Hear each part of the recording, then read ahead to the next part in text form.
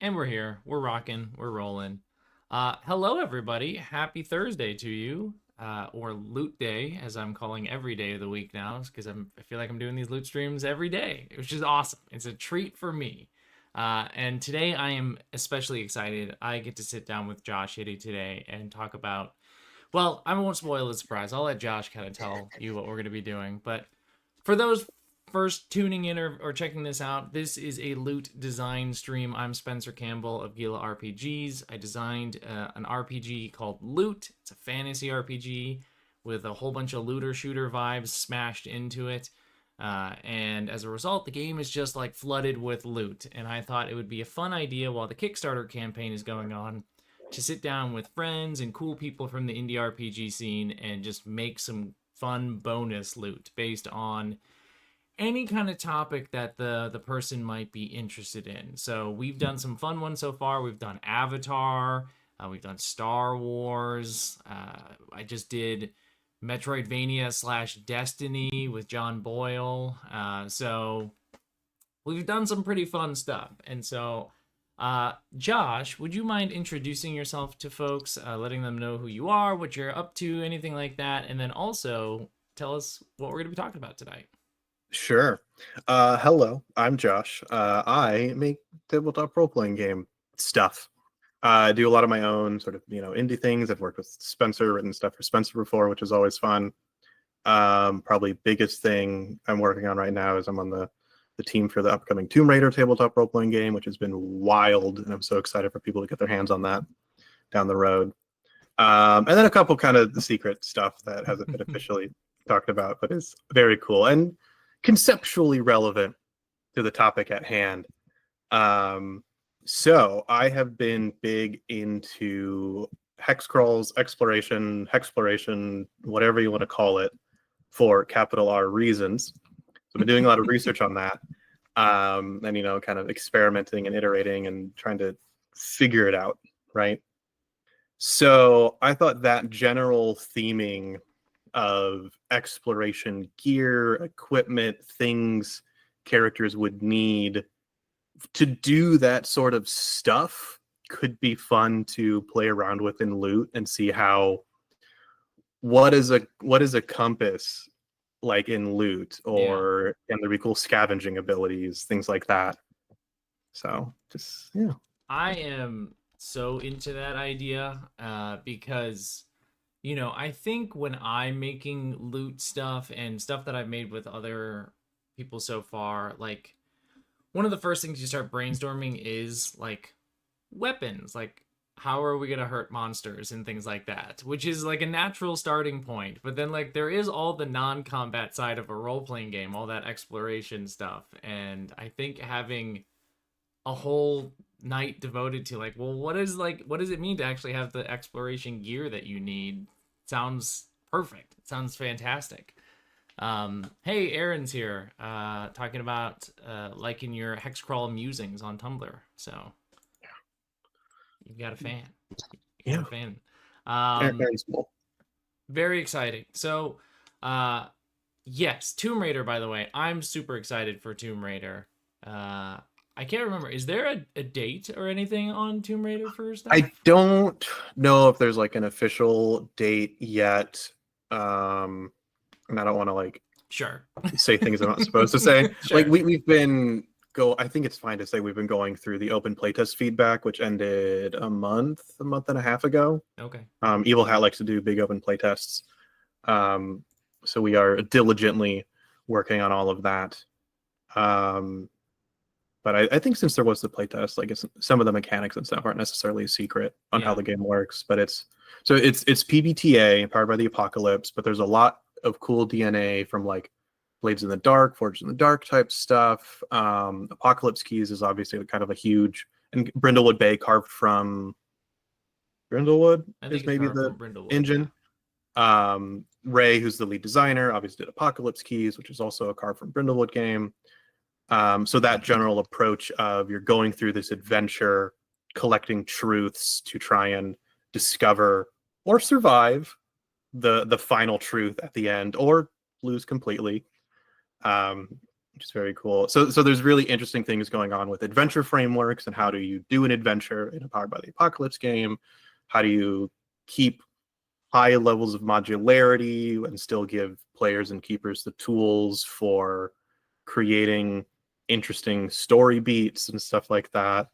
So there's a lot of very cool Mm, design and stuff, and then the playtests that I've been in for it have been really fun. So it's going to be a really cool game. I bet. I bet. I mean, just the very fact that there's a potential lose condition in a role playing Yeah, game is yeah, like, I love that. right. Absolutely am into that.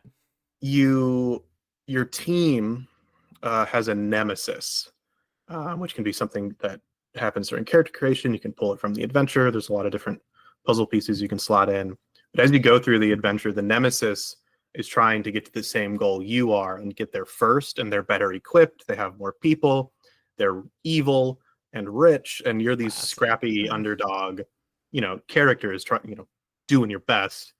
So there is this pressure of we have to get to the thing before they do, because if your nemesis reaches the very end before you get to a certain mechanical threshold, let's say, then you can lose the adventure. And then there's like aftermath mechanics and stuff, and if you go on another adventure you can kind of like swear vengeance or something like that.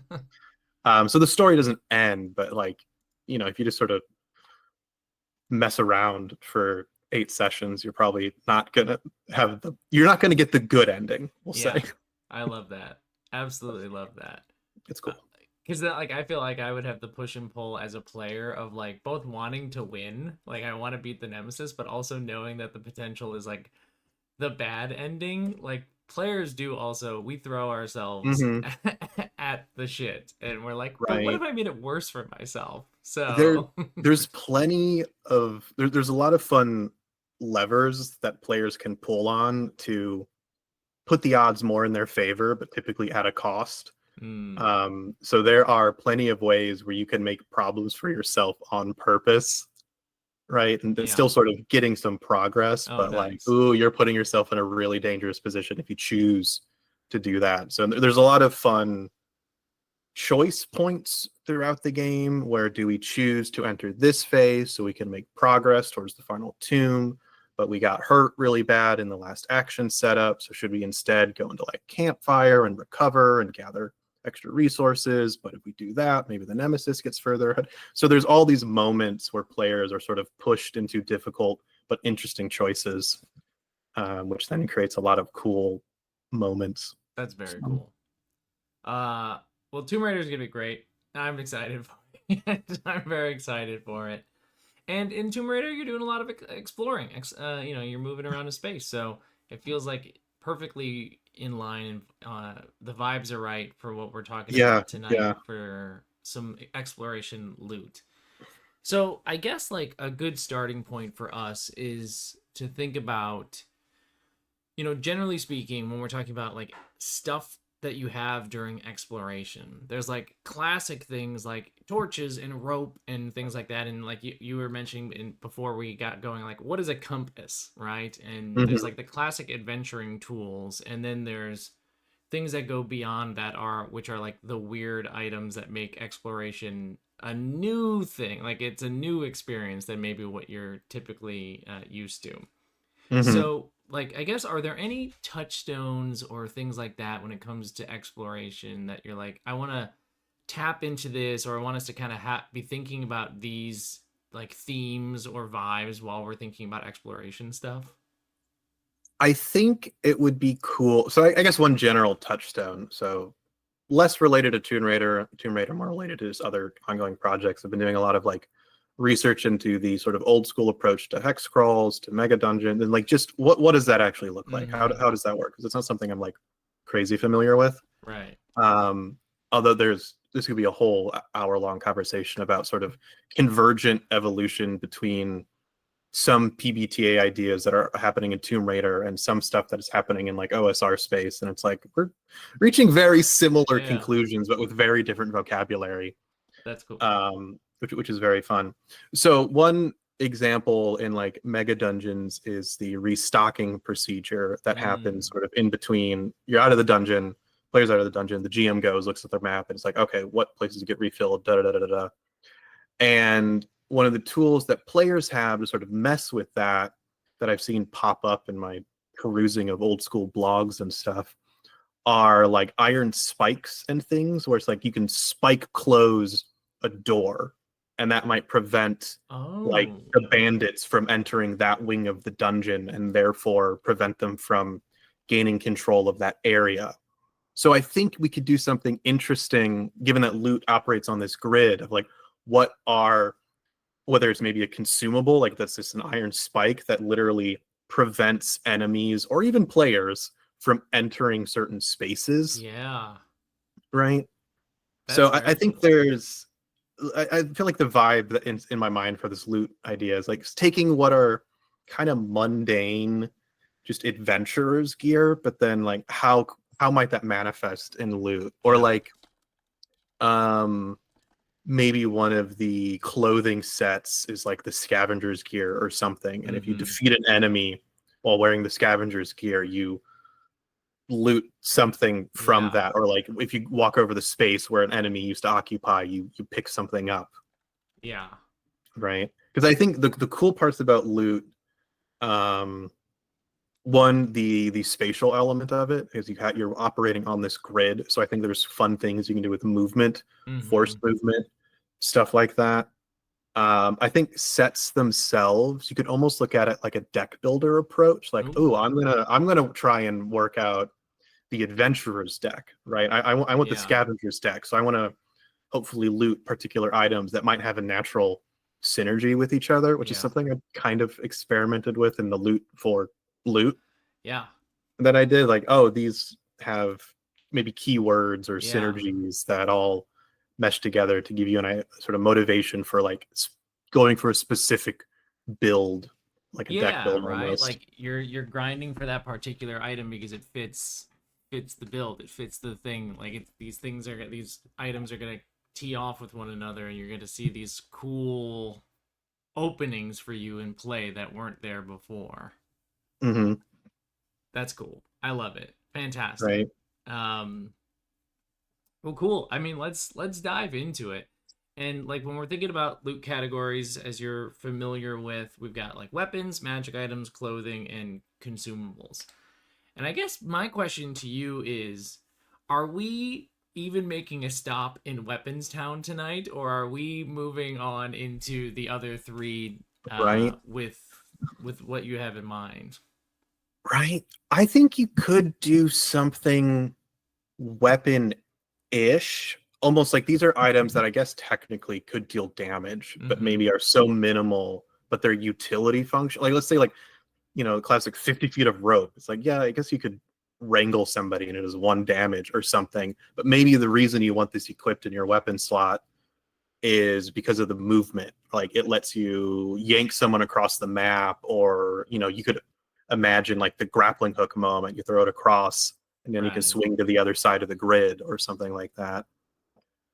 Or like, to go with the grappling hook idea, you swing across the grid, right? So it's movement utility, but then if you run into an enemy in that like column, you do damage because you knock into them or something. I love that. We gotta So write it's that. really Yeah. about getting your positioning and stuff right. Yeah. So it like swings you in a line, and if you connect with an enemy, deals some harm.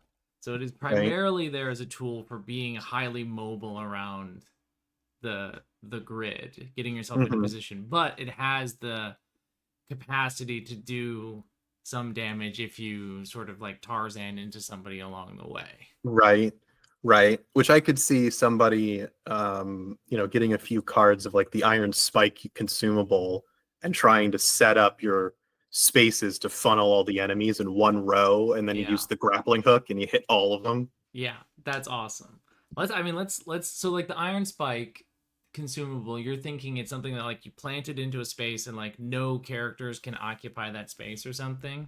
Yeah, something like that. I, Yeah. I think it would be fun to have the trade-off of both yourself, allies, and enemies. So you have to Right. be kind of careful about how you use it because it could impact somebody else. Yeah, you don't want to suddenly like have cut off one of your allies from like getting away from enemies or like off Right. from the whole rest of the team, and it's like, oh, I'm sorry, I didn't realize that I blocked you onto that half of the grid. Whoops. Good luck over there.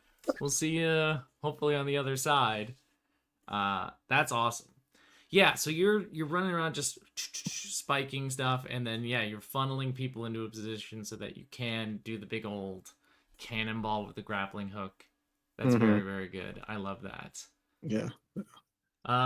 You did mention like a cool like clothing item, like a scavenger's kit or set or something Hmm. like that they wear, where they would like some sort of like recover, or they get something right from like killing an enemy or occupying a space that an enemy like dies Yeah, in or yeah. something. Right. I don't know what would work better. Something like I, going purely mechanical. I feel like if you defeat an enemy while wearing the kit, you get something, Yeah. whether that's from like the enemy stat block or lets you pull from like consumables or something like that. What could also be interesting, but would be a kind of a pain to keep track of during play, is if you went over spaces where enemies had been defeated, you could Right. scavenge something, which is thematically interesting, logistically huge pain Yeah, I was to thinking keep track I was of. thinking the same thing. I was like, yeah, that is like that's the vibe, right? Like you really are a scavenger. You're Hmm. rifling through the pockets of all the corpses on the Right, battlefield as you're moving around, but also like, oh shit, we got to leave these like tokens or right. something on the map to show that there's a corpse here. Yeah, I mean, Um, it could work for like adjacent spaces. So mhm. if like your buddy over there killed a bandit in a space that's adjacent to you, you can Yeah. So like yoink something. yeah, if an enemy dies in a space adjacent to you,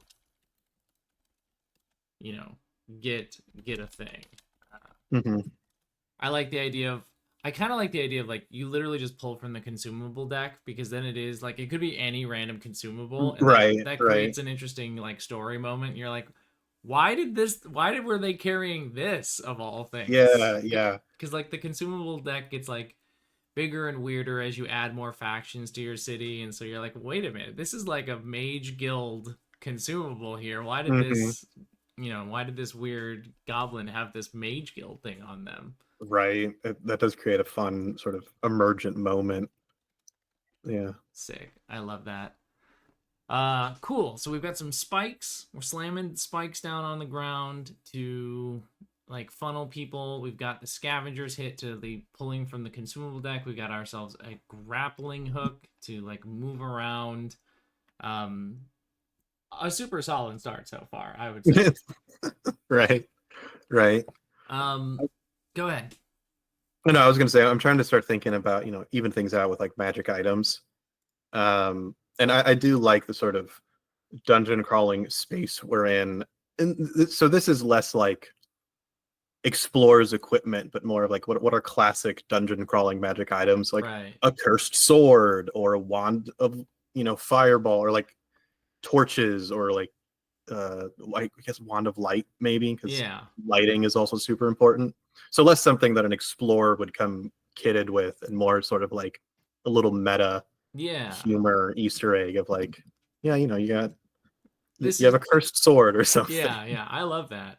I want to put both of those down because I think both of those are like very in line with the vibe of like dungeon crawling, exploration, the sorts of things that adventurers have and or encounter typically Hmm. in like your classic dungeon crawl. So like Hmm. a wand of light or torches or something like that is very good. What should our cursed sword do for the individual? Right.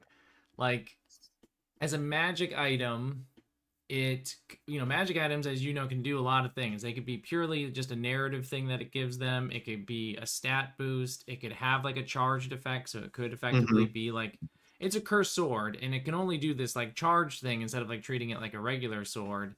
Uh but then it also certainly has to have some sort of downside to it, no matter what we Oh, decide to give it to absolutely. Right, because it's it. a cursed sword. Right. So yeah, I feel like the almost like the classic idea of like the cursed sword in a dungeon crawl is someone goes up, they find a cool sword in a treasure chest, and they're like, sweet, here's my +1 sword. Now I Mm-hmm. can go fight those goblins and not die instantly.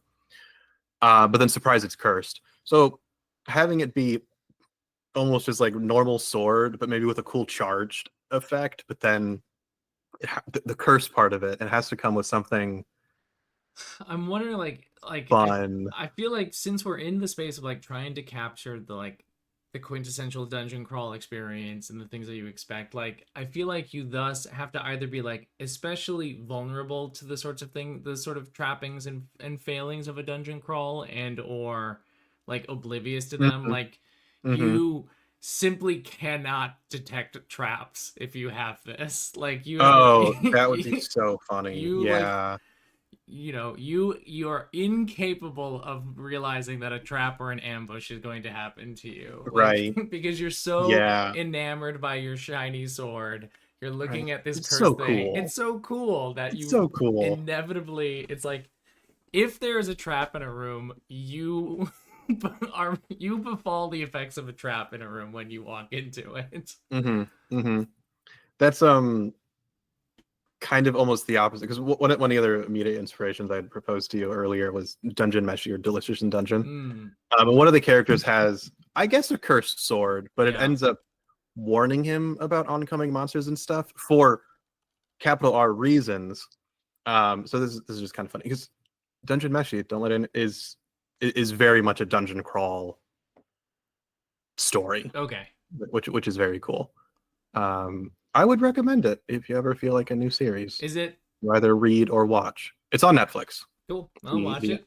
adaptation, and I'm they did a always pretty good looking for job with it. something new. I Yeah. you are not the first person that has mentioned this show to me. That I feel like I've enough people that I know and respect their taste have talked about this show. Where it's like, all right, I'm probably gonna enjoy this thing if all these people like it. It is in terms of just like tightness and directed goal of a story, I'd put it up there with like Full Metal Alchemist or something. It is very much the creator has a specific thing and they are going to do it and they're going to do it well, and we're not going to dilly dally and kind of go Oh, off on okay. pointless. I mean, there's tangents and stuff, but they're interesting at least. So it's a very good series. Yeah, I'm more into it. dungeon stuff. Yeah, Aaron Voigt in chat is also shouting out that Dungeon Meshi X Loot is a great pairing. So, all right, I gotta watch this show. Maybe that's what I'll do this weekend. Uh, Awesome. So we have a cursed sword. It does some sort of cool sword thing and has a curse, possibly falling for traps or something like that because you're I enamored love the by trap it. idea. Uh, That's really Very good. funny. Wand of Light. So essentially, like your mobile, it's got your torches are covered now because of this sort of thing. Is this Hmm. also something that is going to have like a downside to it, or do we want this to sort of just function as like a hey, you got light when you need it sort of thing? I think if there's a downside, because it could just be a very convenient, wow, we have light when we need it Yeah. moment. Because my understanding in dungeon crawl stuff is light management is important, Right. right? And once you get to a certain point where you're able to collect these magical items that make your life easier, it's like now we don't have to lug around all these torches. Right. Because ideally, you're tracking when torches go out. Like they only last for so long. So it's not like a modern D&D thing where you have your torch or Light everybody for has dark vision eternal. anyway. Yeah, right. So so it's like light's important. So if you get a magic item that gives light, it's like, whew, Yeah. nice. I know, I guess traditionally some magic items have like limited numbers of charges. So I could almost see like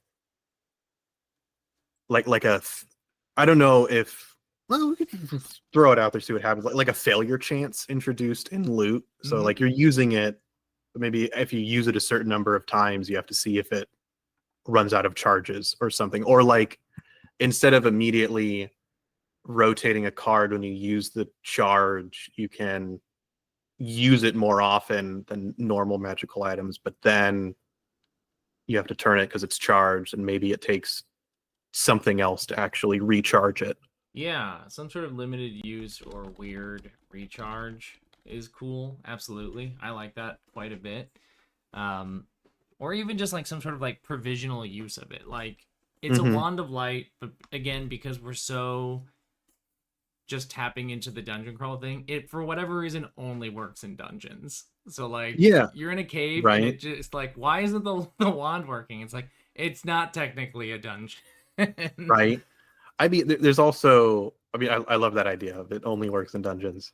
Much more practical, you can't surprise somebody if you're carrying this giant magical light through a dark cavern. They're going to see you coming.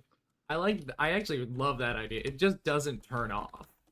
So you Yeah. so you can never be sneaky with this. Yeah. It's so bright. It works so well, but yeah, you can't stuff it in your bag. The light still It's glows out of your still out bag. there. You've got to wear so many eye covers to go to sleep at night because this thing just fills your room with a sun essentially. And you're like, well, we always have light, Yeah. but we always have light Yeah, now. whether you like it or not. Yeah, is very fun to No, me. that's perfect.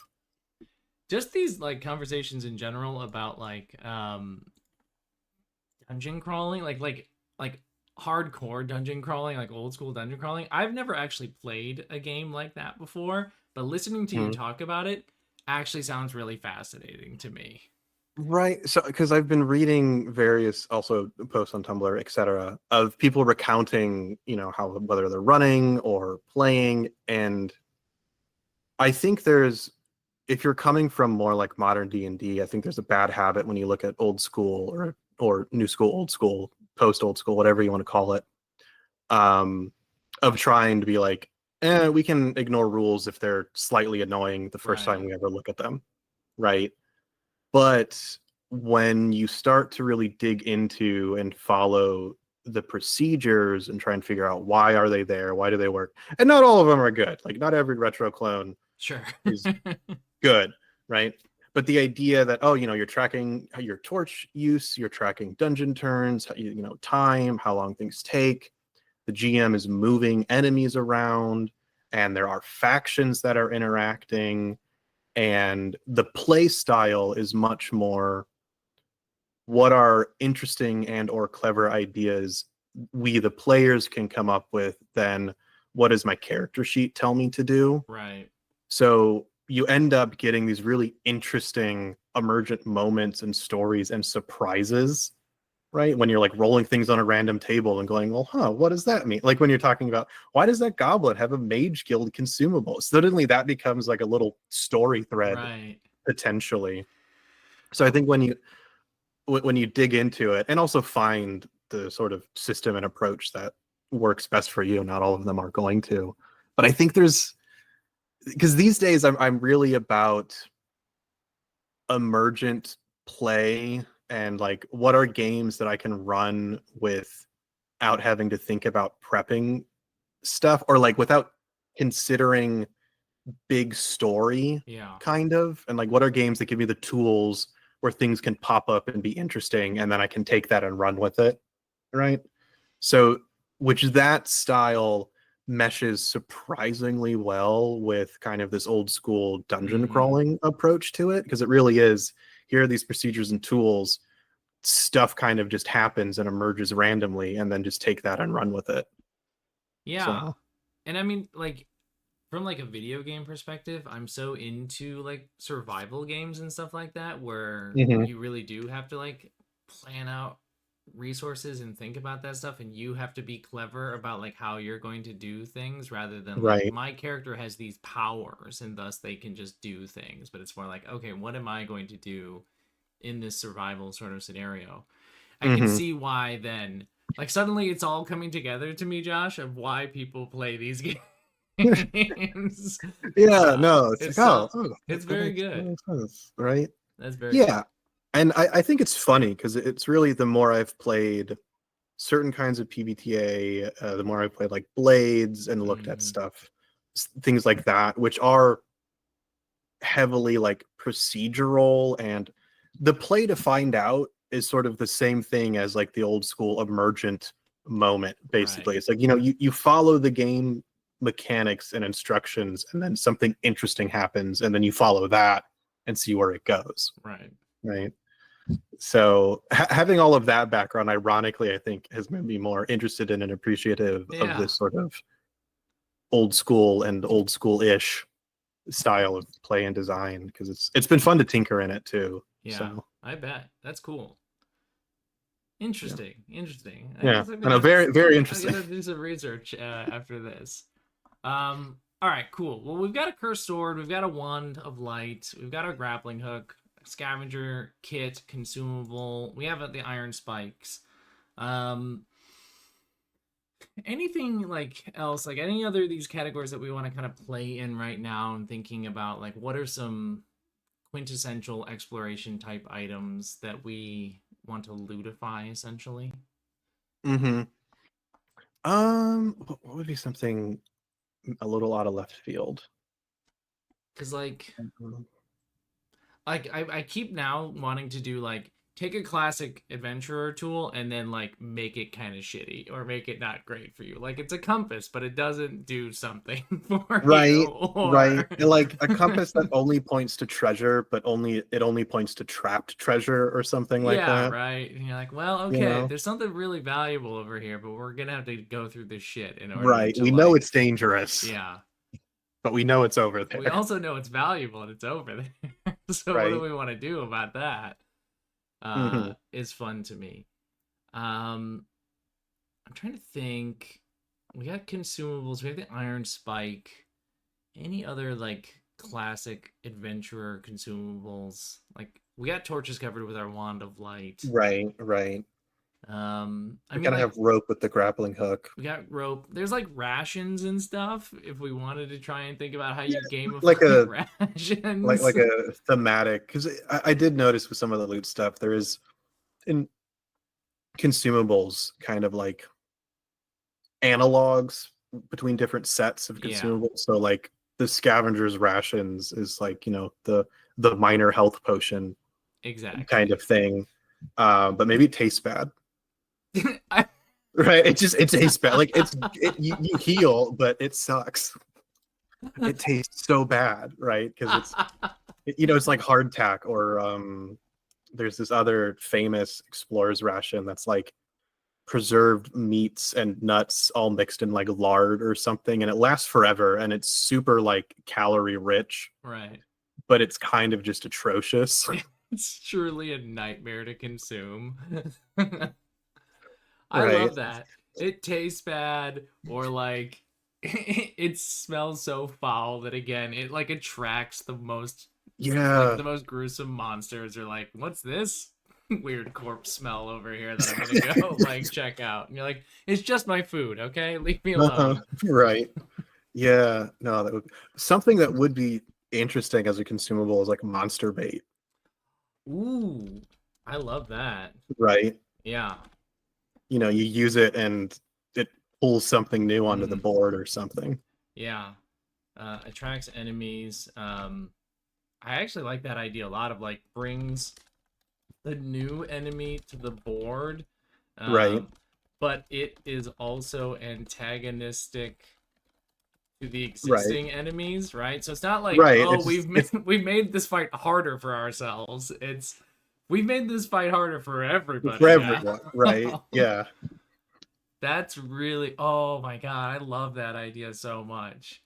Because it is like it's a gamble. You're like, okay, this fight's not going like exactly the way we want. We could summon a Tyrannosaurus Rex to join this fight, but like we're gonna have to deal with that, right? We're being hounded by the Velociraptors, and that's a problem for us. And the T-Rex can solve it, but then we've got a T-Rex problem. Then you'd have a different problem. Yeah. Right. Which is really good. Oh yeah, that one's really good. I want the monster bait. I want to use that. That's awesome. Sick. I mean, this is a great list. This is a great list of fun consumables or just in general like exploration type vibe things. Yeah. I think there's just a lot of fun. And I was like talking about like levers to pull on in design. And I think Loot has a lot of really interesting levers. Because not only do you have like the different decks and stuff you could pull from, so like the scavenger's kit you pull from the consumable deck, and who knows what it's going to be. Right. But like just movement is always fun to play around with, and yeah, so there's fun design levers to pull on and I feel like play around with. Yeah, and I feel like the stuff that's here like really hits on some of those things, especially some of those things that haven't been hit on as much. Like we're really like nailing in the ideas of like positioning here with the spike and the grappling hook, but also like a lot of like trade-offs in a lot of these things, which I really I dig. Like I think that's a fun thing about magic items in general, is like not just letting magic items be, oh, I'm now just an increment more powerful, but like I am more powerful, I have new things, but I also have this new thing that I have to deal with. Right. Like yeah, it's fun. It's like kind of I don't know what to call it, horizontal growth, but yeah, it is kind of right, or it's like a spherical growth. diagonal. Yeah, It's like so it's not you're up entirely. tangential growth. Yeah, we're skewed somehow in some direction. It's kind of like in Thorn, my like diceless, healthless, classless. Is it really an RPG? Like all the relics, which are magic items, like will like give you a cool thing if it is powerful, but like always has a downside. So like there's this like an Inferno staff like can summon a magic, like a huge fireball, but it will always start a wildfire when you use it. So you're like, all right, this will solve all of our problems, but it again creates a new problem for us that we now have to deal with. Right. And creating new problems is always fun, because ultimately I think a lot of games are about solving problems. So like the water that makes the wheel turn is problems. So if you have things that are continuously creating new problems, then you got to solve those problems, but you're making other problems. You got to solve those problems. And like that's that's part of the rationale of so many like PBTA game, like why the mechanics work in PBTA or in like dice pool systems with like the success with the complication. And in games like Loot and Thorn, where there aren't dice, so they're not doing that, we just simply need the items now to be the things that make our problems for us. Where it's like, okay, you have these cool things and using them is cool, but there will be consequences to their use. Yeah. It's very fun. Yeah. Right? Well, this seems like a good solid collection of exploration tools to throw at some loot adventurers when the game comes out. I feel like we did it. I feel like we did it. It's, especially that monster bait. That was a really solid that would be so much fun to use. Yeah. I simply want to add that to the like very starting consumable pool when I play the game, because I want that in immediately. That's awesome. Well, Josh, this was super fun. This was awesome, not only to like make stuff, but also just kind of chat like design and concepts and stuff like that with you. Absolutely. Where can folks, I know you mentioned some of this stuff at the top, but like where can folks find you, or what do you want to shout out, all that good stuff? Yeah, so all of my stuff is hosted over on itch. That's under Ostrich Monkey Games. Search it up, you can find me there. Also on Tumblr as Ostrich Monkey, I think -games, where I do try and post previews and ramblings and thoughts. I've been sharing a lot of almost text complete game called Stampede Wasteland, which is inspired by Trigun. It's built off of the Down We Go chassis, which is going to be a lot of fun when I finally finish writing it. And also some hex crawl research and thoughts that I've been diving into. I also technically on Blue Sky and still Twitter, but I'm bad at social media. So follow me if you want to. But will it pay off? Who knows? But that's awesome. I will make sure that the itch page and certainly the Tumblr page are posted in the description of this video later on, because I'm gonna be scouring your Tumblr page just to see your hex crawl research, because I'm getting pulled into it. I can feel myself getting pulled into this space, and I have some thoughts about where I want it to show up in some games. So fun. Amazing. Well, folks, thanks so much for watching this. If you watched it live or if you're watching it later, we appreciate you either way. The Loot Kickstarter is still up and running. You'll find the link down below. If you're watching this after the campaign, the link should hopefully be updated to show you where to find the game. And all the stuff that we made on this stream and all the other design streams will eventually get kind of packaged up into some bonus material that goes out to all the backers. So if you want this monster bait, you gotta make sure you're back in that game.